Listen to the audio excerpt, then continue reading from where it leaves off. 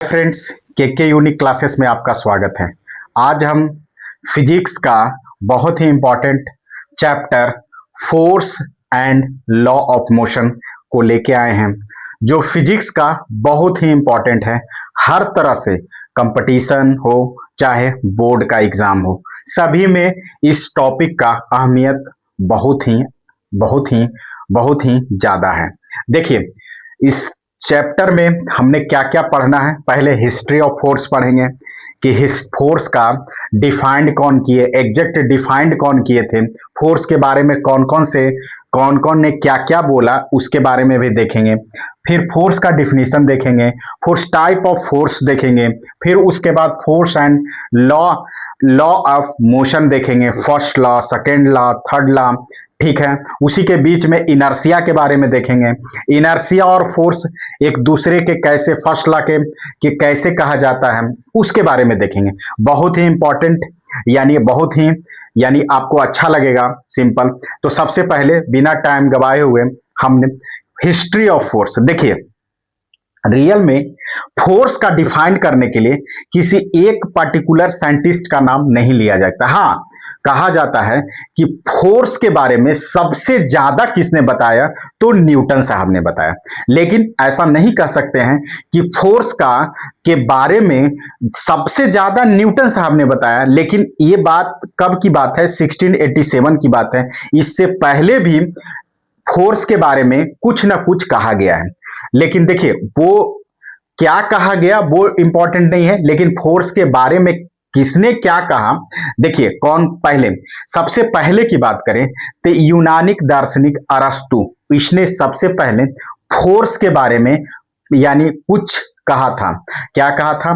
कहा यह था कि फोर्स एक प्रकार के, देखिए, हमारे चारों तरफ किसी चीज को धक्का देना, किसी चीज को खींचना, यानी ये चीज चला आ रहा था, तो उसका एक नाम रूप दिया गया। सबसे पहले फोर्स का डिफाइन नहीं किया गया।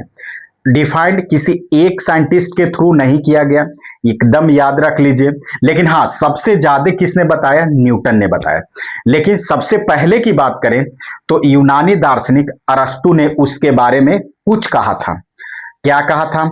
ये कहा था कि अगर कोई वस्तु है तो उस पर यानी कोई अनुभव कर किया कि फोर्स इस टाइप का होता है, पुश करते हैं या धक्का देते हैं या खींचते हैं, तो इस टाइप के स्टेटमेंट में उसने एक कोटेशन यानी कोट किया था। सिंपल। उसके बाद आर्किमिडीज साहब आए, जो हाँ आर्किमिडीज यानी फ्लोटिंग वाला, यानी सबमिशन फ्लोटिंग वाले, उसकी बात कर रहे थे। ये वही आर्किमिडीज साइंटिस्ट आए, जो उसने फोर्स के बारे में, इसने भी उसको, इस अरस्तु को क्या किया, आगे बढ़ाया। लेकिन उसके बाद कुछ और साइंटिस्ट आए, लेकिन इंपॉर्टेंट साइंटिस्ट में गैलीलियो का नाम लिया जाता है। उसने भी फोर्स के बारे में यानी कुछ उसके ऑनवर्ड यानी कुछ बात कहा। सिंपल। लास्टली आते हैं न्यूटन साहब। न्यूटन साहब 1687 में अपनी एक बुक लिखे, उसमें फोर्स को बाकायदे डिफाइंड किया। बुक का नाम था प्रिंसिपिया मैथमेटिक्स। एक रियल में क्या है, एक मैथमेटिशियन थे। सिंपल, यानी प्रिंसिपिया मैथमेटिक्स, उसमें बाकायदे फोर्स के बारे में डिफाइंड किया। सिंपल।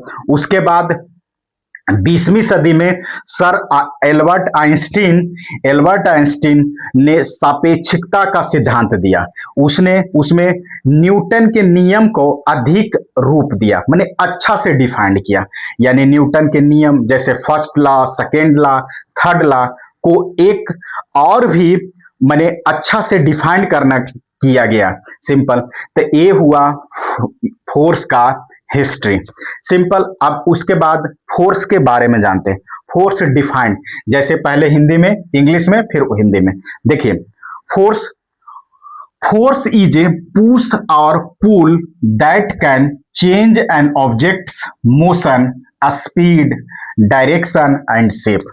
यानी फोर्स क्या है? Force is a push and pull है, जो क्या करता है, उसका इफेक्ट क्या होता है, यानी उसका वो मोशन को क्या, उसके चेंज इन मोशन, मोशन को चेंज कर देता है, या उसके शेप को चेंज कर देता है, उसके डायरेक्शन को चेंज कर देता है, या उसके स्पीड को चेंज कर देता है, तो ये क्या है, एक फोर्स का डिफिनेशन है। अब देखिए हिंदी में क्या है, बल वह बाह्य कारक है, यानी एक कारक है, यानी जो किसी वस्तु की विराम अवस्था या गति अवस्था को बदल सकता है। जैसे सिंपल बदल सकता है या बदलने की प्रवृत्ति रखता है। जैसे देखिए कोई वस्तु अगर स्थिर है तो उसको क्या करेंगे, उसको बल के थ्रू उसको हम मोशन में ला सकते हैं, या कोई वस्तु अगर मोशन कर रहा है तो उसको हम रोक सकते हैं यानी अस्थिर कर सकते हैं, इससे या कर सकते हैं या करने की चेष्टा कर सकते हैं, यानी उसको हम करने की चेष्टा कर सकते हैं। यही कह रहा है कि बल वह बाह्य कारक है जो किसी वस्तु को की विराम अवस्था या गति अवस्था को बदल सकता है या बदलने की प्रवृत्ति रखता है। सिंपल। अब देखिए ये क्या है, it is a vector quantity. Vector quantity बहुत अच्छा से पढ़ाए थे फिजिक्स का फर्स्ट यूनिट में। सिंपल यूनिट एंड डायमेंशन में नहीं, स्पीड एंड वेलोसिटी में वेक्टर के बारे में बताए थे, फिजिकल क्वांटिटी के बारे में बताए थे। सिंपल। तो उसमें वेक्टर और स्केलर की बात किए थे, तो यानी वेक्टर मतलब सदिश राशि, वेक्टर क्वांटिटी मतलब सदिश राशि। सिंपल। इसका देखिए एसआई यूनिट न्यूटन है। क्या है? न्यूटन है। एसआई यूनिट न्यूटन है। देखिए अभी जब सेकेंड लॉ पढ़ाएंगे तो उसको एफ बराबर एम ए के बारे में बताएंगे। सिंपल। तो इसके बाद टाइप्स ऑफ फोर्स के बारे में, ठीक है, हाँ उसके बाद बंद करिए। देखिए उसके बाद अगला में हम टाइप्स ऑफ फोर्स के बारे में पढ़ेंगे। टाइप्स ऑफ फोर्स में सबसे पहला contact force, non contact force, फिर कॉन्टैक्ट फोर्स के अंतर्गत में normal force, friction force, spring force, tension force. उसके बाद नॉन कॉन्टैक्ट फोर्स में gravitational force, magnetic force, electrostatic force. बारी बारी से हल्का नॉलेज लेते हुए, क्यों? क्योंकि सभी में जैसे आपको स्प्रिंग फोर्स एक अलग चैप्टर है, टेंशन फोर्स एक अलग चैप्टर है, नॉन कांटेक्ट में ग्रेविटेशनल फोर्स एक अलग पढ़ना है, मैग्नेटिक फोर्स एक मैग्नेट में एक चैप्टर है उसमें पढ़ना है, इलेक्ट्रोस्टैटिक फोर्स के बारे में पढ़ना है। तो हर का अलग अपना टॉपिक है। तो लेकिन क्या है कि थोड़ा थोड़ा हम इसके बारे में जानेंगे। देखिए कॉन्टैक्ट फोर्स वो फोर्स होता है यानी act between two surface in contact. अगर एक सरफेस दूसरे सरफेस पर कांटेक्ट है और उसके कारण अगर कोई फोर्स लाइज हो रहा है तो क्या कहते हैं? कांटेक्ट फोर्स कहते हैं। अब कांटेक्ट फोर्स कई तरह के होते हैं, यानी कांटेक्ट फोर्स में जैसे कहा नॉर्मल फोर्स, उसको हिंदी में कहते हैं अभिलंब फोर्स। यानी कहता है कि the support force exert by a surface against an object resting on it।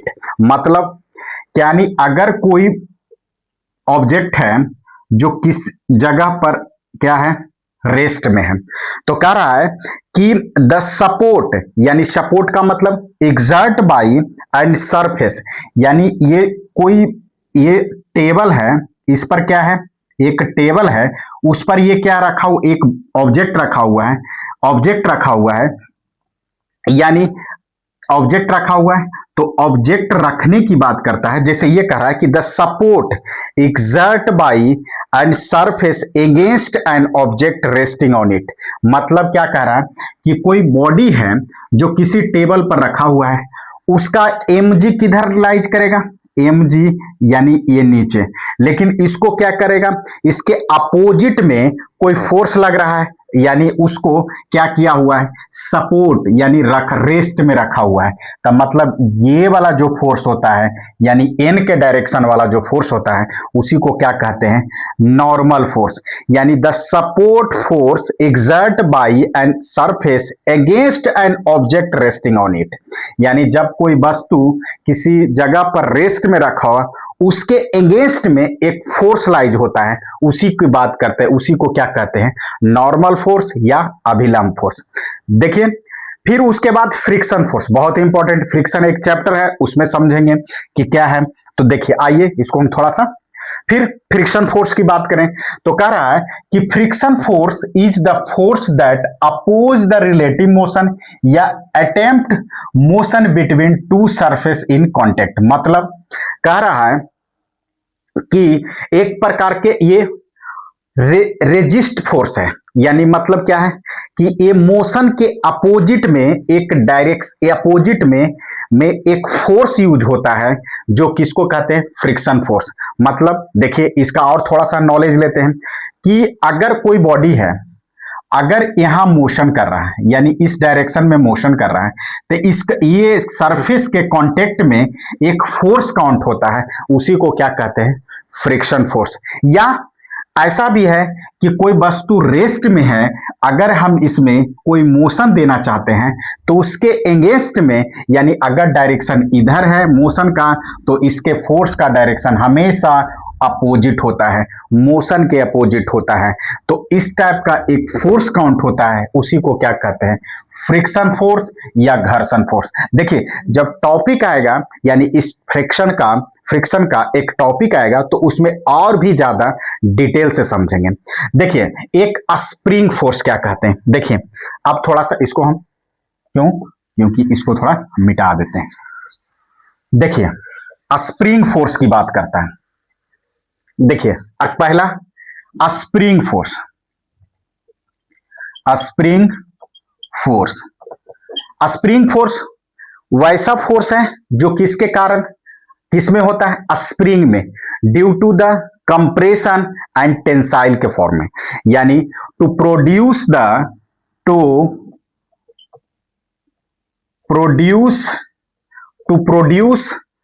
Force, produce a spring force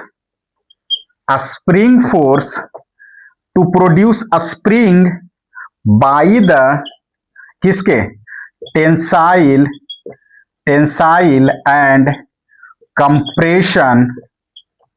compression of a spring।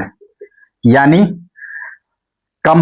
Spring में कौन सा स्प्रिंग में प्रोड्यूस होता है कौन सा स्प्रिंग फोर्स, किसके कारण या तो खींचते हैं या तो कंप्रेस करते हैं, तो उस टाइप का एक फोर्स काउंट होता है। मतलब जैसे ये स्प्रिंग है या तो इसको खींचते हैं तो एक प्रकार के फोर्स जनरेट होता है, उसी को क्या बोलते हैं स्प्रिंग फोर्स बोलते हैं। यानी या इस टाइप का कंडीशन है कि अगर हम कोई फोर्स को इस टाइप का दबाते हैं तो एक प्रकार का फोर्स काउंट होता है, इसी को क्या बोलते हैं स्प्रिंग फोर्स। कंप्रेशन के कारण या टेंसाइल के कारण जो फोर्स जनरेट होता है उसी को क्या बोलते हैं स्प्रिंग फोर्स, यानी किसमें स्प्रिंग में। अगर वह कहें कि टेंशन फोर्स किसमें होगा, टेंशन ये भी एक प्रकार के टेंशन के कारण किसमें स्ट्रिंग माने धागे में, स्ट्रिंग में, यानी टेंशन फोर्स। जैसे हम कहें कि कोई रूफ है यानी स्ट्रिंग है, स्ट्रिंग उसमें स्प्रिंग की बात कर रहा है, यहां स्ट्रिंग यानी धागा है ना, में एक प्रकार जो फोर्स प्रोड्यूस होता है to produce the string by the tension is known as tension force. किसमें स्ट्रिंग में, यानी इसको लिख देते हैं to produce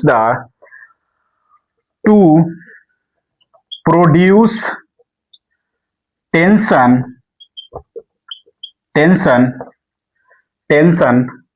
to produce a string to produce a string by the tension of किसका string। यानी कहा प्रोड्यूस हो रहा है स्ट्रिंग में bye the tension of a string, जिस टाइप का फोर्स का मान उसको क्या बोलते हैं टेंशन फोर्स। जैसे हम एक पुल्ली वाला बात करेंगे तो एक यहां ऑब्जेक्ट है, यानी अब इसमें दूसरा जगह इसको क्या किया गया, अगर इसको, तो यहाँ एक ऑब्जेक्ट लगाया गया है, यहाँ भी एक प्रकार के ऑब्जेक्ट है, यहाँ इसका M1 है और यहाँ M2 है, तो यानी ये इसको इस टाइप का खींचेगा और ये इसको इस टाइप का खींचेगा, इस टाइप का। तो ये भी एक T1 है, ये T2 है, तो यहाँ T2 है, यानी T1 है और T3 है, इस टाइप का। यानी मतलब एक फोर्स काउंट होता है जिसको क्या बोलते हैं, टेंसाइल फोर्स, यानी टेंशन फोर्स। ठीक है, अब दूसरा देखिए, ये आएगा चैप्टर में पुल्ली में स्ट्रिंग एंड पुल्ली में, तो उसमें हम बहुत अच्छा से टेंशन फोर्स के बारे में बताएंगे। सिंपल, अभी थोड़ा हल्का हल्का नॉलेज ले लीजिए। फिर नॉन कांटेक्ट फोर्स के अंतर्गत में आता है ग्रेविटेशनल फोर्स, यानी नॉन कांटेक्ट फोर्स मतलब non contact force without physical contact, मतलब कोई कांटेक्ट नहीं होगा। जैसे एक एग्जांपल पे नॉन कांटेक्ट फोर्स में क्या होता है, gravitational force, gravitational force, gravitational force, ये कौन सा फोर्स है, यानी कह रहा है कि इसमें दो मास है M1 और इसके M2, इसका सेंटर और इसके सेंटर के बीच की दूरी r है। तो कहता है कि ये दोनों मास एक दूसरे को अपनी ओर एक फोर्स काउंट करता है। उस फोर्स का मान होता है F बराबर यानी G M1 M2 बटे R स्क्वायर। ये एक प्रकार के फोर्स है किसके, between the two masses.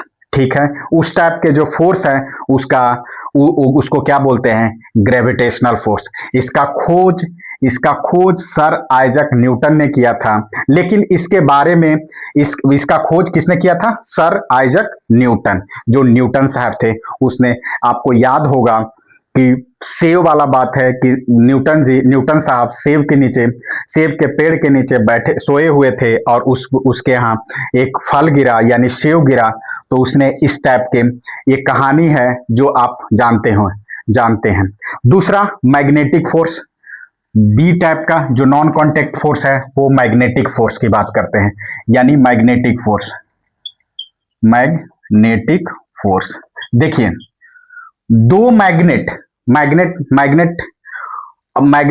Magnetic force का मतलब होता है कि कोई भी मैग्नेटिक मटेरियल या मैग्नेट के बीच में एक फोर्स काउंट होता है, उस टाइप के जो फोर्स होता है उसको क्या बोलते हैं, मैग्नेटिक फोर्स। यानी मैग्नेटिक मटेरियल मतलब आयरन है, कोबाल्ट है, निकेल है, इस और मैग्नेट में एक फोर्स काउंट होता है, या मैग्नेट के कारण अट्रैक्शन या रिपल्सन का जो फोर्स काउंट होता है उसी को क्या बोलते हैं, मैग्नेटिक फोर्स। इसका भी एक चैप्टर है मैग्नेट, उसमें हम डिटेल पढ़ेंगे। देखिए, इलेक्ट्रोस्टैटिक फोर्स, ये किसके कारण होता है, चार्ज के कारण। क्या होता है, दो चार्ज के कारण, इसी में कूलम्ब्स लॉ पढ़ेंगे। तो इलेक्ट्रोस्टैटिक